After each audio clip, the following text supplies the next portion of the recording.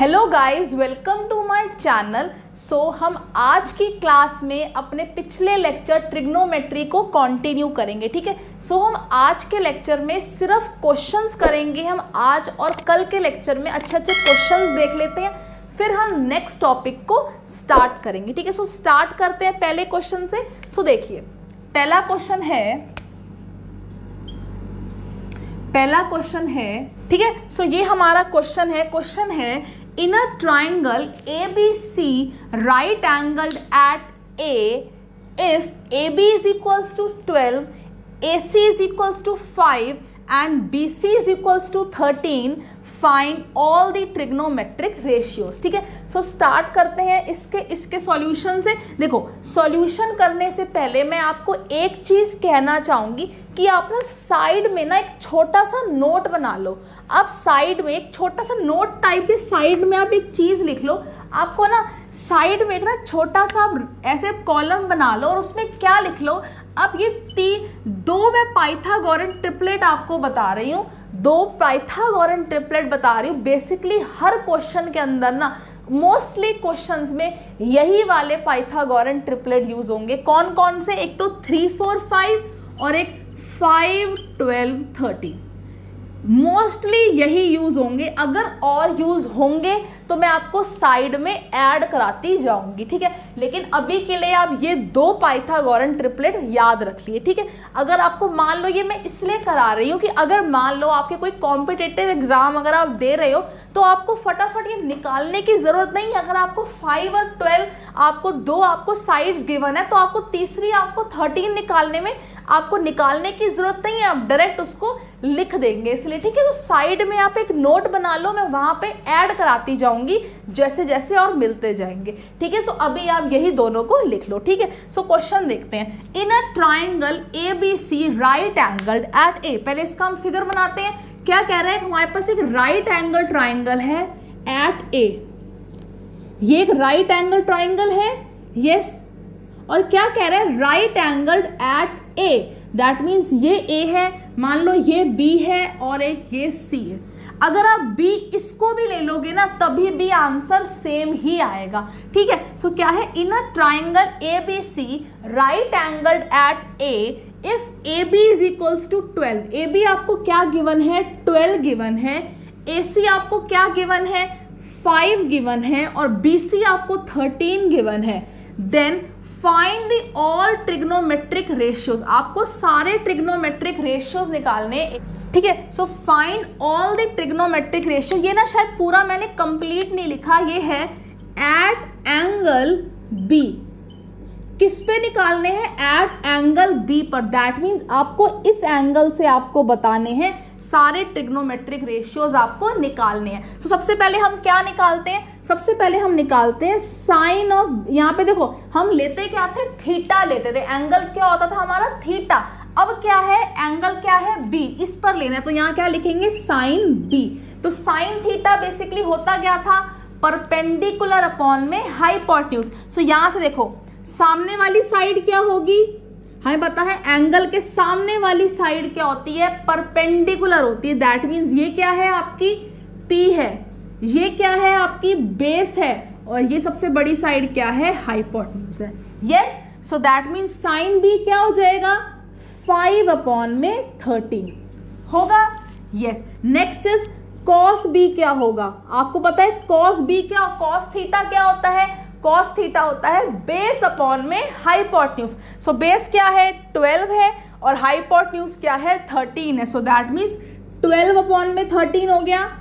Yes. Next is tan B।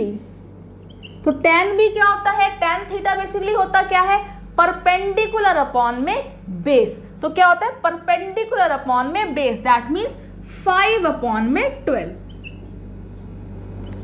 ये होते हैं। यस। अब आपको क्या आपको सारे के सारे निकालने। अब आपको क्या बताना है? कोसेक B क्या होता है? कोसेक B क्या होता है? आपको पता है कोसेक बेसिकली क्या होता है? किसका उल्टा होता है? पिछले लेक्चर में मैंने आपको बताया था साइन का उल्टा होता है। दैट मीन्स अगर साइन B आपका क्या है? 5/13 है तो कोसेक B क्या होगा? 13/5 होगा। क्या होगा? 13/5 होगा। अगर आपका अब नेक्स्ट क्या निकालना है, sec b निकालना है। अगर आपका cos b cos अगर आपका 12/13 है तो sec क्या होगा, उल्टा 13/12। आपको पता है sec क्या होता है, cos का उल्टा होता है, ठीक है। नेक्स्ट आपको क्या बताना है, tan b क्या होता है, सॉरी tan नहीं, cot b क्या होता है। सो cot किसका उल्टा होता है, tan का उल्टा होता है। सो tan अगर 5/12 है तो cot क्या हो जाएगा, 12/5 हो जाएगा। क्या हो जाएगा, 12/5। तो ये निकाल लिए, देखो आप लोग 6 के 6, यस आपने निकाल लिए, ठीक है। आसान था। अब हम एक क्वेश्चन और देखते हैं, ठीक है। आप इसको चाहो तो लिख सकते हो, ठीक है। क्या निकालना है आपको, cos a निकालना है और tan a निकालना है। आपको गिवन क्या है, आपको गिवन है sin a क्या है, 3/5 है। आपको पता है मैंने आपको एक चीज बताई थी, लर्न करने के लिए क्या होता था, पापा बियर पियोगे, हाँ हाँ बेटा, यही बताया था मैंने आपको, यस यही बताया था। अब मैंने आपको बताया हुआ है कि साइन थीटा बेसिकली होता क्या है, साइन थीटा होता है परपेंडिकुलर अपॉन में हाइपोटेन्यूज। साइन थीटा क्या होता है, परपेंडिकुलर अपॉन में हाइपोटेन्यूज, यही होता है। अब देखो यहाँ पे क्या गिवन है, sine a is equals to 3/5, that means p यहाँ पे क्या गिवन है, 3 गिवन है। यहाँ पे h कितना गिवन है, 5 गिवन है। अब आपको क्या निकालना है, आपको b निकालना है। सो अब b कैसे निकालोगे, b कैसे निकालोगे, with the help of Pythagoras theorem. या अगर आपको देखो पता होता तो आप यहाँ से डायरेक्ट बता सकते हो, b क्या होगा, b 4 होगा, b क्या होगा, 4 होगा। अगर आप 10th क्लास में हो, अगर आप स्कूल के लिए आप प्रिपेयर कर रहे हो तो आपको निकालना आना चाहिए, आप ऐसे 4 नहीं लिख सकते। सो आप क्या करोगे, आप पाइथागोरस थ्योरम से निकालोगे। सो पाइथागोरस थ्योरम क्या होती है, h² is equals to p² plus b²। So h कितना गिवन है, 5। सो 5 का square is equals to p कितना गिवन है, 3 का स्क्वायर प्लस b², यही होगा। सो 5² इज 25, 25 ये इस साइड आ जाएगा, 25 minus 9 is equals to b²। So कितना हो जाएगा, 16 इज इक्वल्स टू b²। तो b कितना आ गया, 4 आ गया, b कितना आ गया, 4 आ गया। सो आप यहां पे लिख लो 4।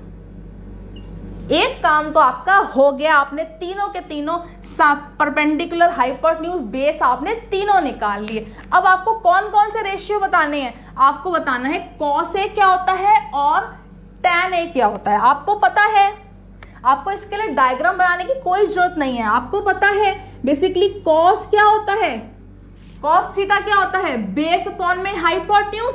सो बेस कितना है, 4 और हाइपोटेन्यूज कितना है, 5 है।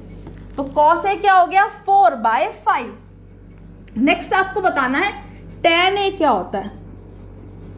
सो देखो tan बेसिकली होता क्या है, परपेंडिकुलर अपॉन में बेस। सो p कितना है, 3 है और बेस कितना है, 4 है। तो ये आपने निकाल लिया। आगे आएगा से आपको समझ अब आ गया होगा, ठीक है। सो एक क्वेश्चन हम और देखते हैं, फिर हम अपने लेक्चर को खत्म करते हैं, ठीक है। सो इसको मैं रब कर देती हूँ। आपको क्या गिवन है, आपको cosec a आपको √10 गिवन है, आपको और सारे पांचों और जो ट्रिग्नोमेट्रिक रेशियोज है आपको वो बताने हैं, ठीक है। सो देखते हैं। सो देखिए आपको cosec a आपको क्या गिवन है, cosec a आपको गिवन है √10। आप इसको ऐसे लिख सकते हो, √10/1। बात तो यही है, बात तो यही होगी। अब आपको पता है कि cosec a क्या, बेसिकली आपको पता है साइन क्या होता है, साइन a क्या होता है, p/h, यही होता है। अब मैं पूछूं cosec a क्या होगा, cosec क्या होता है, बेसिकली साइन का उल्टा। सो दैट मीन्स क्या होगा, h/p, यही होगा, यस। सो दैट मीन्स आपको यहां से देखो हाइपोटेन्यूज आपको कितना आ गया, √10 आ गया और परपेंडिकुलर क्या आ गया आपका, 1 आ गया, आ गया 1, यस। अब आपको क्या निकालना है, अगेन आपको बेस निकालना है। सो कैसे बेस निकालोगे, with the help of Pythagoras theorem. देखो यहाँ पे तो ये वाले तो है नहीं, तो आपको क्या करना पड़ेगा, अब आपको पाइथागोरस थ्योरम लगानी पड़ेगी। सो क्या होगा, देखो h² is equals to p² plus B square, H कितना गिवन है √10 का square is equal to P कितना गिवन है 1 का स्क्वायर प्लस बी स्क्वायर, यही होगा।